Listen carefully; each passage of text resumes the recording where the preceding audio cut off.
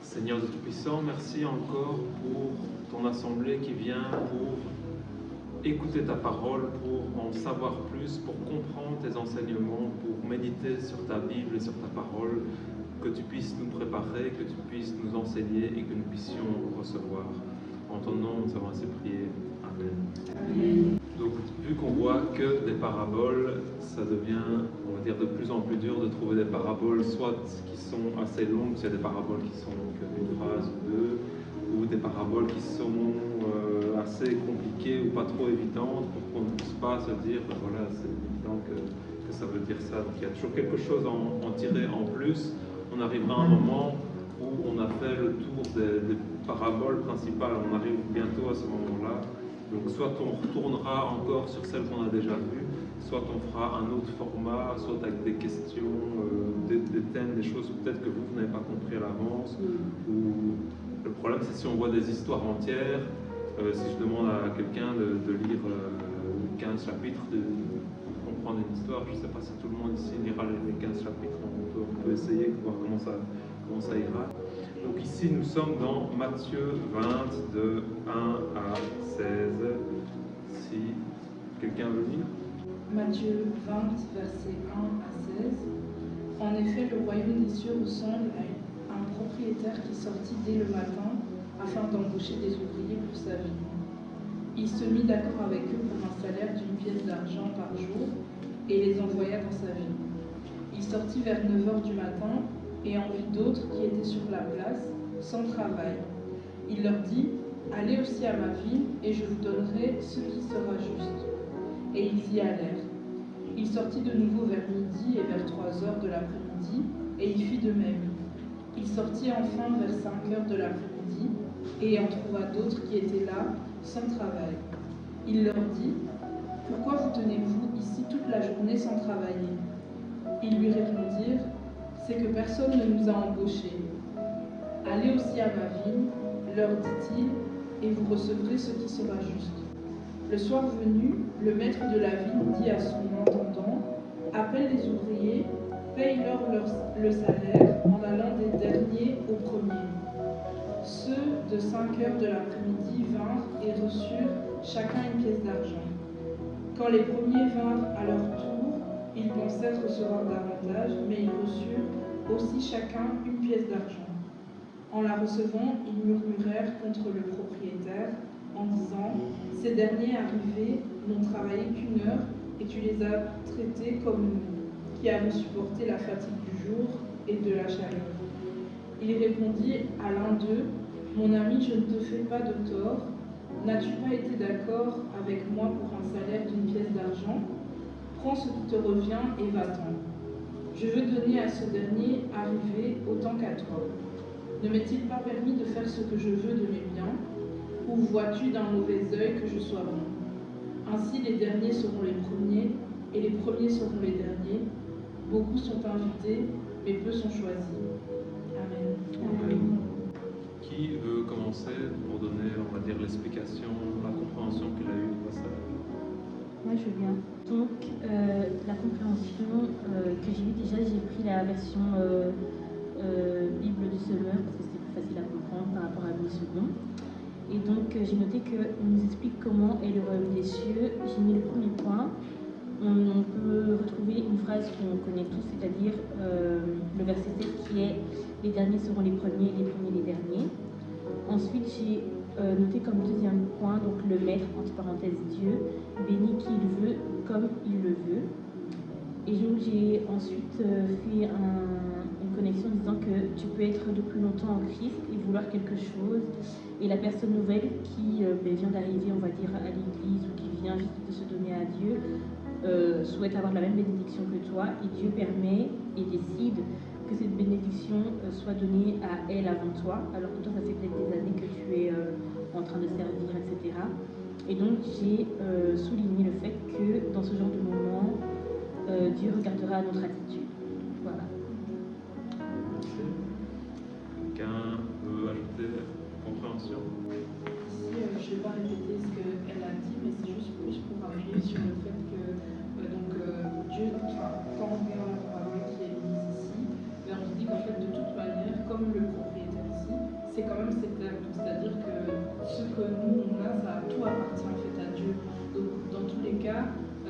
soit fâché parce que l'un a eu avant nous ou bien l'autre a eu avant nous. C'est Dieu qui décide en fait de à qui il donne, pourquoi il donne à tel moment, pourquoi à d'autres il ne donnera pas, etc. Et je pense qu'aussi, Dieu connaît mieux que nous ce dont on a besoin. Et donc, lorsqu'il donne à l'un, parce qu'il est arrivé peut-être, même s'il est arrivé qu'il a fait une heure, il sait pourquoi ou quel cœur peut-être la personne a lorsqu'il a travaillé ces une heure dans le champ ou dans la ville. Donc voilà. Et alors, moi ce que j'avais aussi souligné, c'est juste que quand on regarde le verset 16, comme elle a dit, donc ainsi les derniers seront les premiers et les premiers seront les derniers, c'est un verset qui parfois dans le monde est utilisé, donc dans le langage courant, etc., les personnes l'utilisent beaucoup. Et moi ça m'a permis de me dire, ok, même dans ce monde où en fait certaines personnes font d'autres choses, ils s'inspirent toujours en fait de la parole. Et donc on vient, on revient toujours à la parole, quoi. Donc la parole était là avant, au début. Et quand je lis ce verset, moi ça m'inspire en me disant, ok, peut-être que le monde c'est le monde, mais c'est la parole qui prime en fait, parce qu'au final on s'inspire d'elle dans le langage courant, etc. Moi ici, le verset qui m'a touché, c'est le 15, donc, qui dit ne m'est-il pas permis de faire ce que je veux, de mes biens, ou vois-tu d'un mauvais œil que je sois bon. Donc on voit ici que c'est une grâce.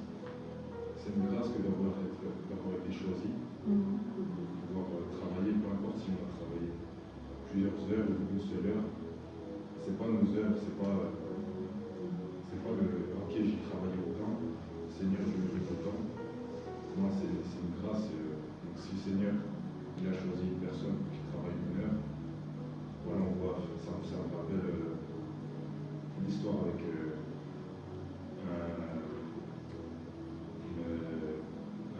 berger donc, qui perd une de ses brebis, il va aller les chercher, peu importe s'il en a 9. Voilà, même aujourd'hui, celui qui était à côté de Jésus, il n'a pas travaillé, il a cru, donc il a mérité autant que nous qui venons ici à l'étude, qui on a envie d'étudier sa parole, etc. On doit savoir, c'est pas nos œuvres qui vont, voilà, on ne va pas demander plus et dire à Seigneur, regarde, moi j'ai fait tout ça et lui, il n'a pas été longtemps en toi et non, moi je suis content, voilà, qu'il ait cru, peu importe s'il a cru 2 minutes, le Seigneur il est bon, c'est une grâce. Et voilà, c'est comme ça que c'est très correct. Est-ce qu'il y a d'autres personnes qui veulent intervenir? C'est juste ce que j'ai compris, enfin, ce que je pense, mais en fait le verset 16, il dit que les premiers sont les derniers et qu'il y en a beaucoup qui sont appelés, d'autres qui sont choisis, plus le contexte m'a fait penser au verset, je ne sais plus si c'est écrit dans la Bible, mais il y a un verset qui dit qu'il y a beaucoup d'appels, la pêche est grande, mais il y a peu de travail. Ça me fait penser à ça parce qu'en fait, quand je lis, ça me fait penser comme si il est en train d'expliquer que le propriétaire, en fait, il a vu, il connaît Jésus, parce que dans la Bible, dans la parabole des sables et des serpents, Jésus c'est la vie, et il connaît, et donc le propriétaire, il a Jésus, et en fait, il va chercher des gens, et il trouve les gens qui n'ont pas Jésus, et il les envoie à la vie. Et ces gens-là repartent, et puis c'est un peu un système comme ça. Genre moi, c'est une compréhension que j'ai du contexte. Ça me fait penser à ça. Je veux dire que moi, je ne le vois pas plus comme... en fait, le salaire, donc la pièce qu'il donne à chacun, je ne le vois pas comme une bénédiction, mais je le vois comme une royaume des cieux. Dans le sens où, même si, et comme je rejoins beaucoup ce que Herbert a dit, c'est que même si on a servi dans l'église, même si on a fait énormément de choses pour Christ sur cette terre, mais il y en a qui, par exemple, avant leur mort, comme celui qui était à la croix de Jésus, ils acceptent Jésus-Christ et ils ont le même salaire que nous, c'est d'aller au royaume des cieux. C'est juste dans ce sens-là que moi je vois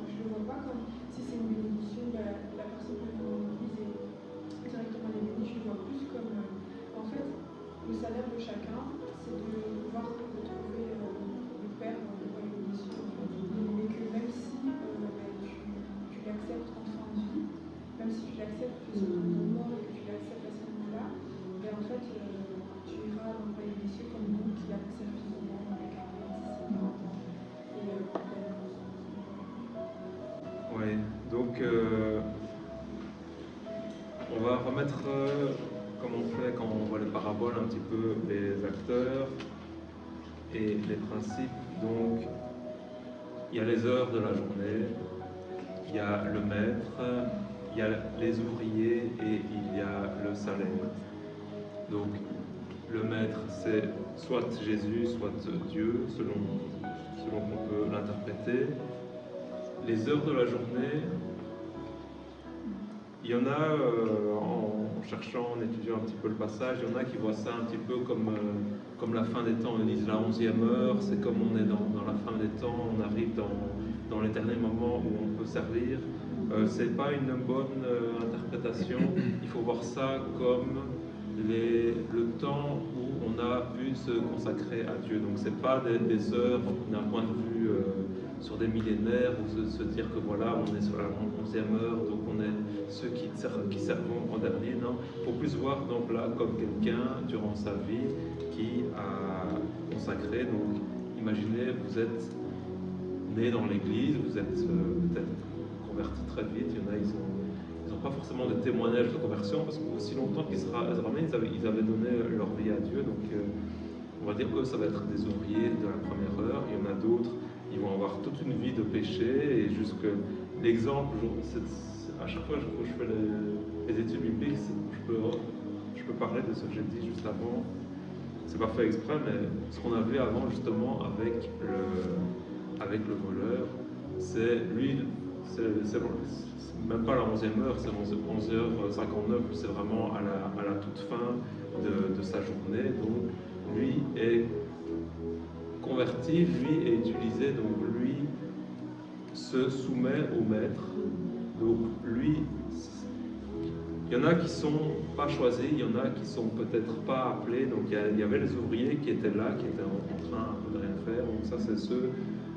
Si le maître vient et nous choisit, ça veut dire qu'on est parmi ceux qui sont élus. Donc, si c'était tard dans la journée, ça veut dire que c'est peut-être ceux qui n'ont pas été choisis pour le travail par d'autres. Donc c'est peut-être ceux qui n'ont pas les capacités, c'est peut-être ceux qui sont mis de côté, c'est peut-être ceux qui sont rejetés, mais le maître, même si c'est pour juste une heure de travail, les choisit quand même. Donc le travail, donc, le maître c'est Jésus, le travail c'est se donner à Dieu et œuvrer pour Dieu. Et comprendre que oui, quel est le but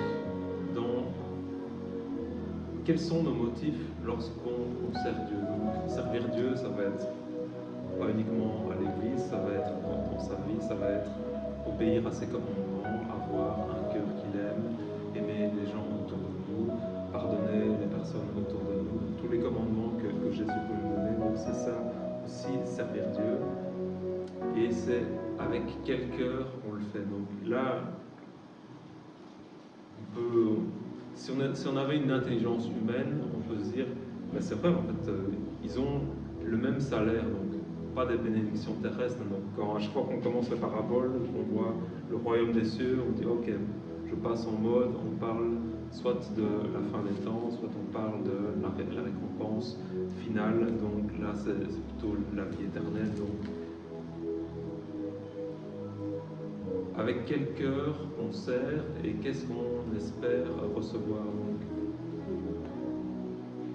même dans l'Église, on ne fait pas tous la même chose, on ne fait pas tous le même travail, on ne donne pas tous les mêmes efforts, on n'est pas assidus tous de la même façon.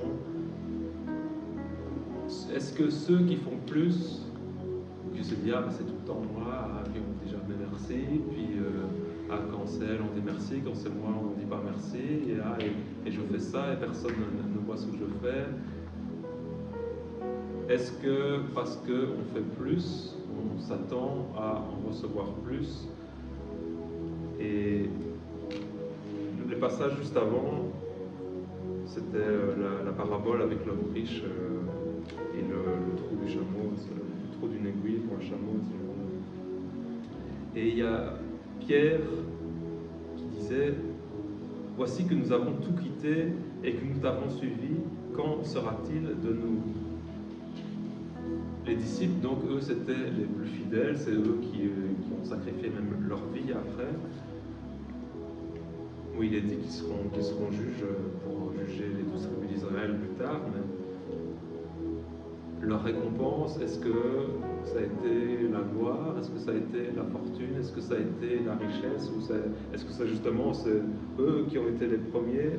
Ça a été ceux qui ont été les jugés les plus sévèrement. Donc, est-ce qu'ils avaient un cœur se dire, ben voilà, je vais œuvrer, je vais me donner à fond, et peut-être qu'au royaume des cieux, moi je serai, on va dire, parmi ceux qui sont mis le plus en avant, où j'aurai une certaine gloire.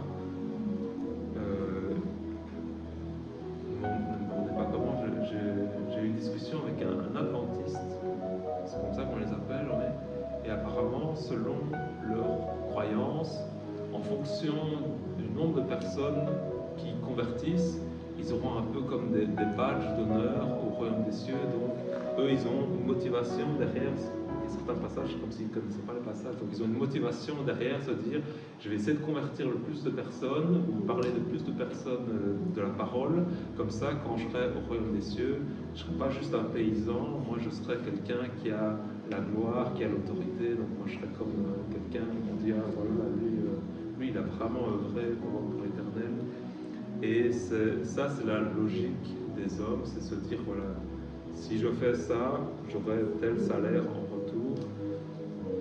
Et même si, à la croix, donc même celui qui a eu une mauvaise vie, même si l'argument qu'on utilise souvent pour critiquer la foi chrétienne, c'est quand on prend l'argument extrême, on va dire, ah, est-ce que Hitler, s'il se repentit sur son lit de mort, est-ce que lui, il ira au ciel de la même façon? Et évidemment, si on arrive à Hitler, c'est le summum de ce qu'il y a de mauvais, de ce qu'il y a d'horrible comme caractère humain, mais si son cœur est même honnête, si son cœur est vraiment se dire, ah non, voilà, je me repentis, la logique des hommes dit non, tout, mais non pas lui, se dire non, lui il a péché, moi je mérite, moi je suis juste, moi j'ai œuvré toute ma vie, j'allais à l'église et j'étais toujours dans le premier siège et je venais plus tôt et c'est moi qui faisais le jardin et c'est moi qui donnais le plus, ça devrait être moi. Pourquoi celui qui n'a rien fait, qui a une vie mauvaise, pourquoi celui qui a juste prononcé quelques paroles au début, à la fin de sa vie, pourquoi lui doit être récompensé de la même façon? Donc, se dire qu'on sert Dieu pas parce qu'on a envie d'avoir la récompense, on sert Dieu pour se dire, ah non, j'ai pas envie d'aller en enfer, j'ai envie d'aller au ciel, c'est pas le bon motif. Ne pas se dire je veux en faire plus pour essayer d'en tirer plus et ne pas avoir un cœur de dire moi je fais plus que les autres, mais on ne me reconnaît pas, peut-être soupirer, murmurer, tiens je fais tellement de choses dans l'église, je prie plus que les autres, je connais plus la Bible que les autres, est-ce qu'on va aller au même endroit? Est-ce que c'est juste? C'est justement ça qui est particulier avec Dieu, avec le Christ, avec la grâce en fait. Ici, le terme et la leçon, si on peut réduire ça en un mot, c'est la grâce. Donc, selon la logique des hommes, ceux qui ont travaillé peu doivent avoir moins. La grâce, c'est même ceux qui n'ont peut-être pas mérité de la même façon, ils ont le même salaire. Le salaire, ce sera la vie éternelle. Donc ici, on parle du royaume de Dieu, c'est d'avoir la vie éternelle, c'est d'être parmi ceux qui sont choisis, mais aussi ceux qui ont œuvré. Donc même si ils ont œuvré à la dernière heure, ils se sont quand même soumis au maître, ils ont quand même été engagés, ils ont quand même été en contrat avec le maître. Donc ceux qui n'ont pas été appelés ou ceux qui n'ont peut-être pas suivi le maître, il n'y aura pas de salaire pour eux. Pour les derniers qui sont les premiers. Certains appliquent ça pour on va dire les juifs et les non-juifs, de dire ben voilà, ceux qui ont été appelés les derniers seront, on va dire, ceux qui seront les premiers chrétiens. Il y a encore maintenant des juifs qui n'ont pas encore reçu le message de Jésus-Christ, qui n'ont pas encore accepté Jésus-Christ. Ça peut s'appliquer à ça. Pour le salaire, ici, ceux qui sont venus en dernier, c'est ceux-là qui ont été payés les premiers. La compréhension exacte, on peut interpréter comme on veut. Pourquoi ceux qui ont été payés les premiers, c'est ceux qui sont venus à la fin? Personnellement, j'ai pas trouvé la réponse exacte à ça. Ça, peut-être qu'on reviendra dessus dans quelques années. Mais voilà, la leçon principale, c'est la grâce et servir avec un bon cœur. Pas servir pour être mis en avant, pas servir pour être mis, voilà, le premier, pas servir pour se dire je vais être récompensé, ou tiens, le pasteur va dire des bonnes choses, ou on va me respecter plus. Pas comme les pharisiens qui veulent les premiers sièges, pas ceux qui veulent le respect. Servir avec un cœur qui a envie de servir le maître, sans jalousie, sans murmure, en sachant qu'on est tous sous le maître et qu'on aura tous la même destination, c'est le royaume de Dieu. On va prier pour clôturer.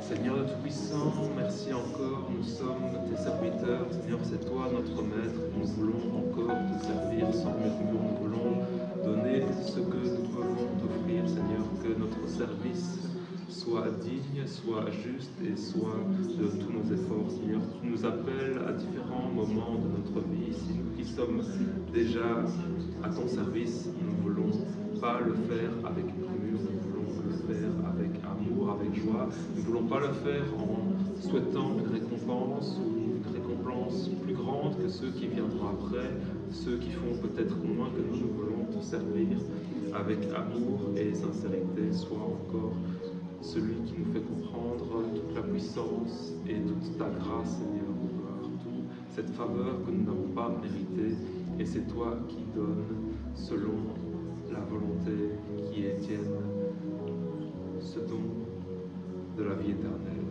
à tes serviteurs, Seigneur. En ton nom nous avons